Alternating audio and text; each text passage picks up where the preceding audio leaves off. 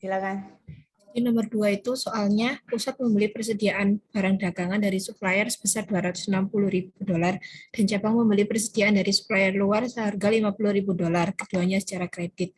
Jadi jurnal buat yang pusat secara periodik itu purchase di debit dan account payable di kredit. Nominalnya masing-masing $260.000. Iya. Terus buat yang cabang jurnalnya yang di debit itu purchase, terus yang kredit account payable, nominalnya masing-masing $50.000. Tuh, bagus sekali. Nike, tulis poin plus untuk Nike. Nah, Ya, Bu. jadi ketika kalian mengerjakan nomor satu itu mendirikan, mengirimkannya cash sama office equipment. Tidak ada hubungannya sama persediaan barang dagangan atau bahasa Inggrisnya inventory sama sekali. Sehingga nomor satu itu nggak ada periodik, nggak ada perpetual. Nah, tapi yang barusan kita jawab bareng-bareng sama Nike itu, nomor 2 itu ada pembelian barang dagangan atau pembelian inventory begitu. Nah, di sini baru periodik dan perpetual itu berbeda. Karena saya minta teman-teman kelas A untuk mengerjakan dengan metode periodik. Periodik itu anti menyebutkan inventory. Nggak boleh mencatat persediaan barang dagangan masuk saat dibeli atau keluar saat dijual dulu. Ganti nama dengan nama situasi transaksinya. Di sini kita lagi bicara pembelian, ya udah purchase gitu aja. Bagus sekali.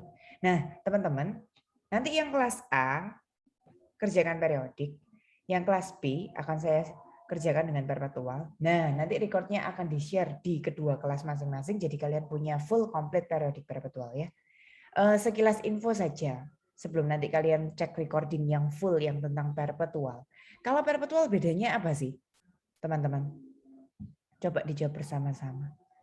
Emang kalau perpetual bedanya apa sih untuk transaksi nomor 2 menurut kalian? Di mana letak perbedaannya? Sudah saya beri warna lain lagi ya. Ini purchase-nya nanti inventory, Bu. Bagus sekali. Purchase-nya diganti jadi inventory. Itu sih perbedaannya. Nah, kita coba simak ya perbedaannya itu dari awal macam-macam transaksi beli, jual, sampai nanti apa sih yang harus kita lakukan pada akhirnya. Oke. Berikutnya nomor 3. Nomor 3, pusat mengirimkan persediaan ke cabang dengan kos $70.000 pada harga transfer sebesar $112.000. Ya. Kayaknya saya salah ngerjain, Bu. Saya Coba jawabannya mana? Saya jawabnya kalau kantor pusat investment in brands 188.200, terus kredit Investment in brands 100-nya itu dapat dari mana? 100 berapa tadi? 182.000. Oh, dapat dari 70 tambah 112 kah? Ya. Oke, lalu? Terus kreditnya ada cash 70.000. Di sini nggak ada kirim cash sih. Di sini adanya kirimnya persediaan, jadi nggak boleh nyebut cash karena nggak ada cash yang dikirim. Oh, berarti pengirimannya itu? Yang dikirim adalah apa yang dikirimkan di sana? Jadi ya, kalau ada yang masih pakai cash salah ya, saya clearkan lagi di nomor 3 tidak ada cash yang disebutkan. Yang dikirim hanya persediaan titik, tidak ada uang ataupun lainnya. Nah, kirim ke cabang betul investment in brands, tapi jangan 182. Tidak perlu kalian menambahkan cost dengan harga, nanti jadinya malah berlebihan.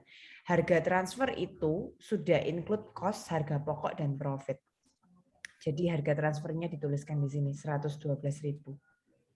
Kemudian kalau ini perpetual yang dikirim sebutkan inventory, karena ini periodik anti menyebutkan inventory, diganti dengan kata-kata shipment. Lengkapnya shipment to brands ya. Isikan itu harga pokok 70.000. Nah, di sini selisih harga transfer dengan harga pokok itu namanya adalah, teman-teman bisa sebut ini sebagai profit yang masih belum sah karena hanya kirim-kiriman Unrealized terus profit. sama. Betul sekali. Unrealized profit. Walaupun terputus-putus tapi kita dengar ya suaranya Manda betul itu. Unrealized profit. Nah, di sisi cabang Manda buat jurnal apa? Inventory masuk tidak boleh ditulis dengan inventory tapi diganti dengan shipment from home. Bagus sekali Manda. Kemudian kreditnya adalah home office. Bagus. Nah, nilainya berapa? Cabang itu tahu-tahu sudah nilai yang mana. Dia nggak tahu prosesnya ya. Harga pokok berapa, profit berapa. Lah, kan tadi saya sudah bilang jangan memunculkan angka baru karena angka 112 itu sudah include harga pokok sama profit. Jangan 182 sekali lagi teman-teman. 112.000 itu sudah pokok 70 dan profit 42.000.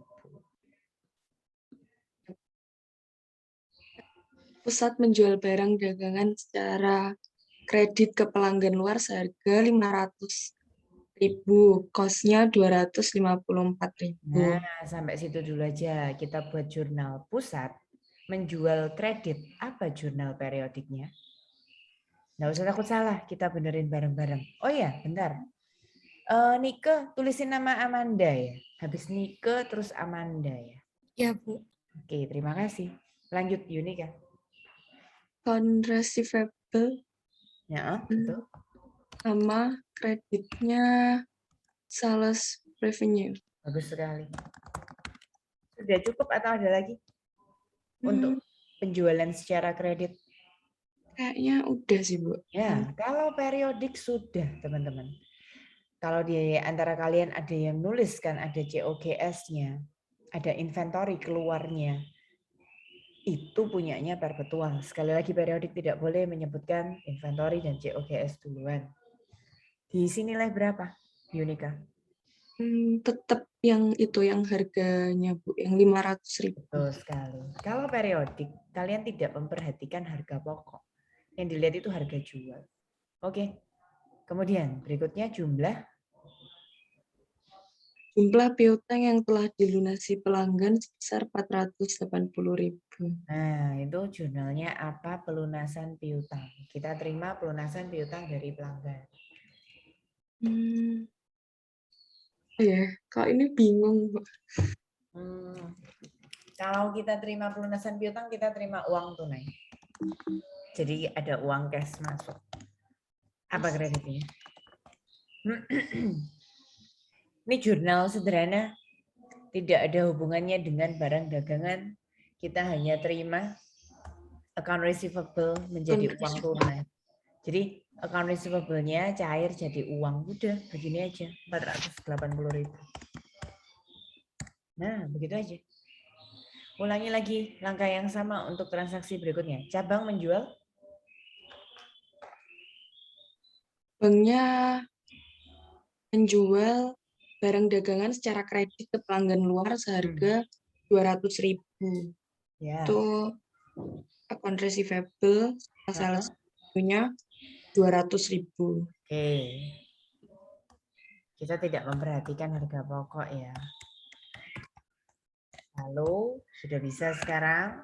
Kalau ada jumlah piutang cabang yang dilunasi, jurnalnya apa? Cash sama account receivable. Ya, ingat-ingat ya. Pelunasan piutang, kita terima uang cash, account receivable-nya berkurang. Senilai 158. Nah, di sini ada informasi, tapi tidak digunakan untuk jurnal. Tapi nggak ada salahnya kalian memahaminya. Siapa tahu itu nanti dibutuhkan buat transaksi berikut-berikutnya. Jadi ya, harga pokok barang yang dijual karena ini periodik sekali lagi kan tidak perlu kalian catat. Tidak ada COGS inventory-nya. Tapi nggak ada salahnya di buram ditulis. Nah, kenapa? Waktu cabang jualan, kok harga pokok itu harus diburam, harus punya catatan khusus tentang itu. Karena cabang itu inventorinya dua sumber.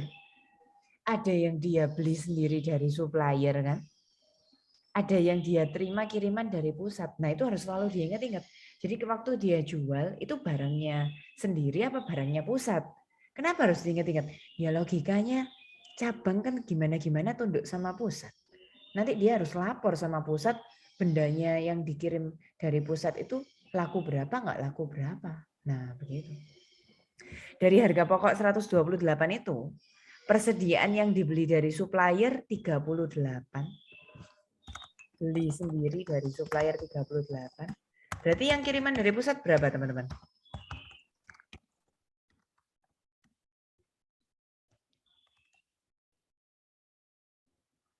Paham ceritanya nggak? Jadi cabang jualan harganya 200. Harga pokoknya 128. Yang beli sendiri dari luar 38. Berarti yang kiriman dari pusat yang laku berapa? 166. Hah? Wah, belum paham nih teman-teman. 90 bukan 90. Oh ya. Jadi di dalam 128 itu includes 38 dan 90 begitu ya? Baca soalnya tapi. Iya, mau baca apa Oh ya, cabang mengirimkan uang tunai sebesar 70.000 ke pusat. Ya, silakan. Jurnal yang dibuat oleh pusat? Tetap Bu. Cash di debit, Kreditnya? investment in brands itu. Tuh. Ini kebalikannya kirim uang. Jadi kalau kirim uang investment in brands to cash. Kalau terima kiriman uang ya cash to investment in brands. Betul, betul. Di cabang? Home office di debit, Sama? cash di kredit. Ya, bagus. Ini juga kebalikannya terima uang ya. Kalau cabang terima uang cash to home office. Kalau cabang yang kirim uang home office to cash. Terus di sini 70.000. 70.000. Oke. Bagus. Selesai sudah. Nah, kalau yang transaksi nomor 5 ini kan enggak ada hubungannya sama inventory. Enggak ada periodik perpetual, teman-teman. Yang saya kasih warna orange itu yang ada hubungannya sama periodik perpetual ya. Selama nggak ada hubungannya sama inventory, berarti nggak ada periodik, nggak ada perpetual. Ya jurnalnya sama aja, begitu terus. Oke. Membayar expense sebesar 133.000 dan cabang membayar beban expense sebesar 34.000. Ya. Apa jurnalnya kan ya? Pusat? Di debitnya expense lalu 100 terus cash. Bagus sekali, expense to cash. Kemudian cabang akan membuat jurnal Sama expense sama cash juga, tapi Ya. 34.000. Betul sekali, bagus. Nah, jurnal-jurnal yang seperti ini jurnal dasar sekali. Jurnal saat kalian ketemu akuntansi di semester 1 pertama kali. Ya nggak apa-apa, nggak ada periodik perpetualnya. Karena bukan inventory. Nggak ada investment in brand sama home office-nya. Karena mereka sendiri-sendiri bayarnya, nggak ada hubungan antara pusat sama cabang. Bagus sekali kan ya? Aja. Kalian pernah sepintas selalu ingat nggak ya? Di PowerPoint kita yang pertemuan sebelumnya, itu keterangannya hanya ada cabang yang bayar beban. Sehingga pusatnya nggak ada data no entry, cabangnya expense to cash. Nah, kalau kalian mendapatkan dua-duanya ada kejadian, pusat ada, cabang ada, ya dua-duanya buat entry. Gitu ya. Tapi kalau informasi soal hanya ada salah satu sisi, ya salah satu sisinya nggak ngapa-ngapain alias no entry. Tapi kalau memang soal itu kapasitasnya bisa ketahuan dua-duanya, ya buatlah di kedua sisi. Oke. Utang dagang Ya. 90.000 dan cabang membayar utang dagang sebesar 77.000. Apa jurnalnya? Itu utang dagang 390.000. Bahasa Inggris, saya mau bahasa Inggrisnya utang dagang apa? Sudah tadi di atas-atasnya apa utang dagang? Account? Account receivable. Enggak, kalau account receivable itu piutang. Utang itu account payable. Ya, account payable sama cash 39.000. Ya. Kemudian? Terus sama account payable sama cash juga. Senilai? 77.000.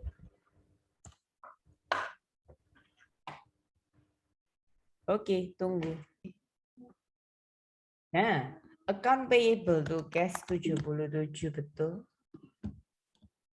Ini nggak ada sangkut pautnya sama inventory ya. Jadi periodik perpetual nggak ada bedanya. Oke, betul. Bagus. Plus untuk cinta. Nomor 8 kalau saya lempar ke teman-teman, ada yang berani jawab? Ada yang inget kah? Ini waktu intermediate accounting berarti. Jadi kalau yang tadi itu jurnal-jurnal dasar, yang ini tuh jurnal akuntansi tingkat menengah, teman-teman. Bukunya Kieso dulu. Ayo, siapa yang bisa jawab silakan. Jadi dividen itu sebenarnya ada 3 tanggal. Teman-teman yang tadi coba itu betul ya. Semakin lama semakin lengkap, semakin lama semakin melengkapi. Kalian nyoba lagi itu betul sekali. Account-nya nggak ada yang salah ya. Yang dari teman-teman sebutkan semua, yang teman-teman sebutkan cash dividend. Ini boleh cash dividend atau return earning. Atau tadi Kinan sempat nyebut itu dividen aja juga enggak masalah. Intinya ini adalah modal yang berkurang. Kemudian dia waktu ngumumin tuh bentuk dividen payable dulu. Pencatatan itu selalu no entry, teman-teman. Kalau kalian buka kembali yang saya bilang tadi di Kieso, pencatatan itu hanya mencatat nama-nama para pemegang saham, nggak ada hubungannya sama accounting. Saat dibayar, dividen payable ini akan cair jadi uang tunai. Tadi kita declare atau ngumumin 50, ya kita akan pay, bayar juga 50.000. Nah, ini adalah jurnalnya tentang corporation dividend. Hanya ada keterangan tentang pusat, tidak ada keterangan tentang cabang, jadi cabangnya no entry.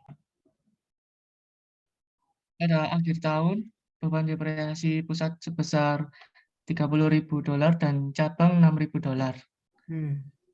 Nah, di pusat itu yang debit depreciation expense 30.000. Betul. Kreditnya? Kreditnya accumulated depreciation 30.000. Ini jurnal depresiasi sampai kapanpun selamanya seperti ini. Jadi depreciation expense to accumulated depreciation. Bagus. Untuk cabang? Yang untuk cabang akunnya sama tapi 6.000 keduanya. Oke, bagus sekali. Ivan.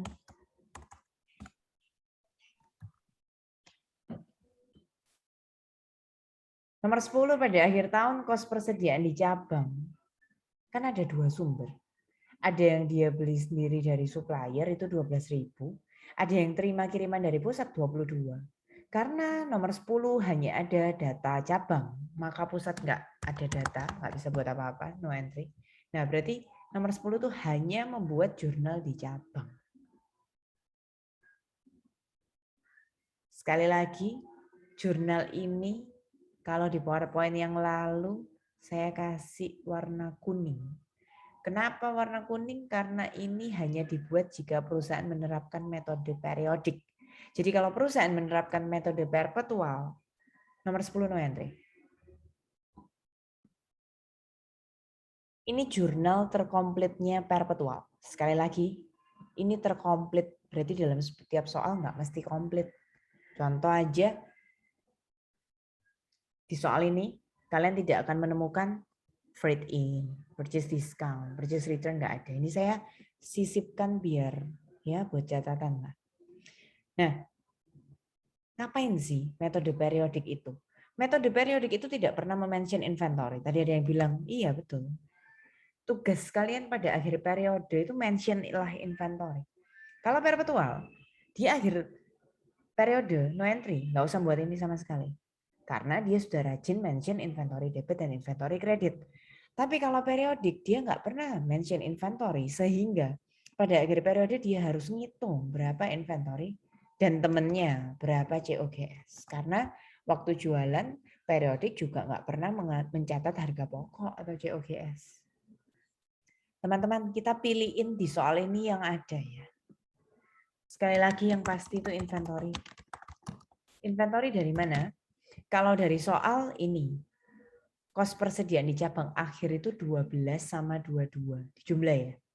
12 sama 22. Kalau dari kejadian nyata, kalian pergi ke gudang, hitung saldo akhirnya berapa. COGS-nya kosongin dulu.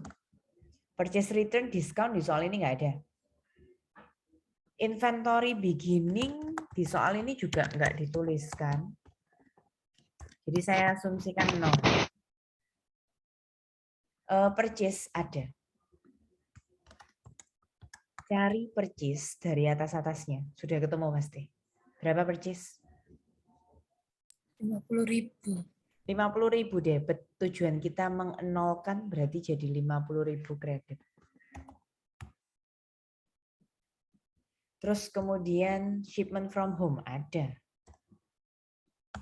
Cari shipment from home berapa? 112.000 debit. Kita tujuannya mengenolkan 112 kredit. Freight in enggak ada. Selisihnya teman-teman tuliskan sebagai inventory ya. COGS. Selisihnya sekali lagi perlakukan itu sebagai COGS.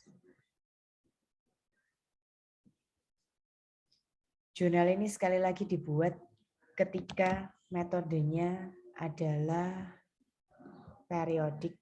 Kalau perpetual ini no entry. Nah, ini yang berhubungan dengan inventorinya. Kalau yang berhubungan tentang semua metode periodik perpetual harus melakukan jurnal penutup. Akun yang ditutup adalah pendapatan sama beban, revenue sama expense. Kita cari akun revenue yang ada di cabang. Ini hanya dilakukan oleh cabang. Kalian nggak perlu lihat kolom pusat. Cabang itu punya revenue, sales revenue di kredit 200.000. Ketika ditutup berarti sales revenue di debit 200.000. Ingat tujuannya closing adalah biar jadi 0. Revenue-nya sudah. Sekarang cari semua expense. Siapa tadi yang mengingat bagiannya dan nyebut expense ayo. Siapa tadi yang waktu bantu saya buat jurnal? Siapa yang merasa menyebutkan expense? Nah, expense itu juga harus dinolkan. Apa saja expense yang kalian temukan?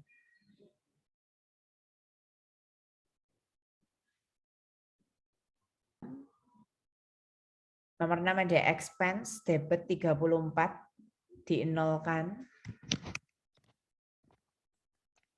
Lalu ada expense lagi. Siapa tadi yang merasa menyebutkan expense? Ada lagi kah? Di nomor berapa ada expense lagi? Nomor 9, Bu. Nomor 9, depreciation expense, debit 6.000. Kita tujuannya mengenolkan. Terus teman-teman jangan lupa ya, sebenarnya COGS itu adalah expense. Harga pokok penjualan, beban pokok penjualan. COGS itu juga di closing. Nah, selisihnya mencerminkan keuntungan atau kerugian cabang. Kalau selisihnya di kredit, kasih nama home office. Kalau selisihnya di kredit berarti cabangnya untung. Kalau kalian ketemu home office-nya di debit berarti cabang itu periode ini mengalami kerugian. Silakan, sampai sini ada yang ingin bertanya? Ketika cabang itu mengalami keuntungan, dia lapor sama pusatnya. Pusatnya akan senang ya, investasi bertambah, kemudian ada keuntungan bertambah. Nah, kalau cabangnya mengalami kerugian, home office-nya di debit, dia lapor sama pusat. Pusat akan membuat kebalikannya, branch loss, investment berkurang. Karena ini untung 32 ya sudah, pusat tinggal 32 seperti ini.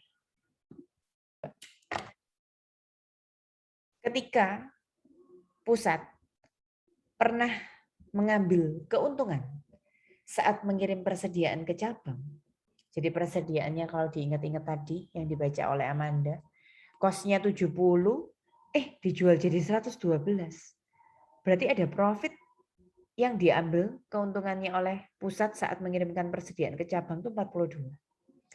Jadi ketika pusat pernah melakukan unrealized profit pada akhir periode, dia harus membuat jurnal untuk mengakui profit yang benar-benar sudah realize terjual ke pihak luar.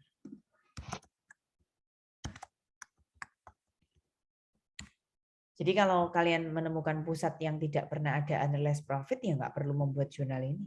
Tapi karena ini ada jurnalnya. Unrealized profit tuh branch income beneran gitu ya. Nah di sini saya tawarkan cara matematis. Ada keterangan tadi harga pokoknya 70, dijual jadi 112. Teman-teman, cari informasi di soal yang menunjukkan saldo akhirnya di cabang, tapi yang berasal dari pusat. Ingat, cabang itu punya 2 sumber persediaan. Ada yang beli sendiri dari supplier, ada yang kiriman dari pusat. Teman-teman harus cari yang saldo akhir kiriman dari pusat. Ketemu kan sebenarnya di sini ya.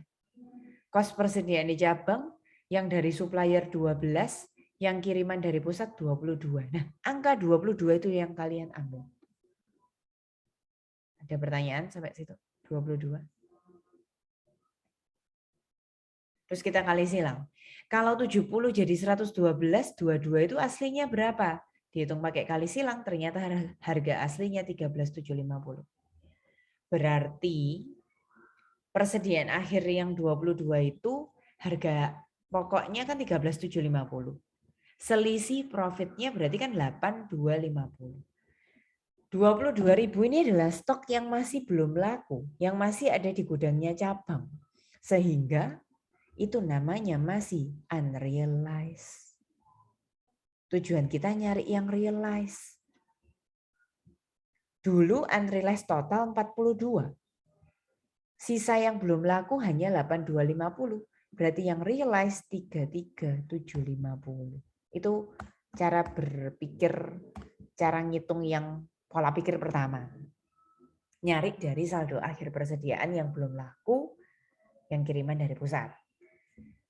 Teman-teman juga bisa cari info di soal. Kalau mau lebih cepat lagi, cari yang lakunya. Kiriman dari pusat yang laku. Jadi saldo di persediaan cabang yang terjual laku yang berasal dari pusat. Ada tadi di atas ini.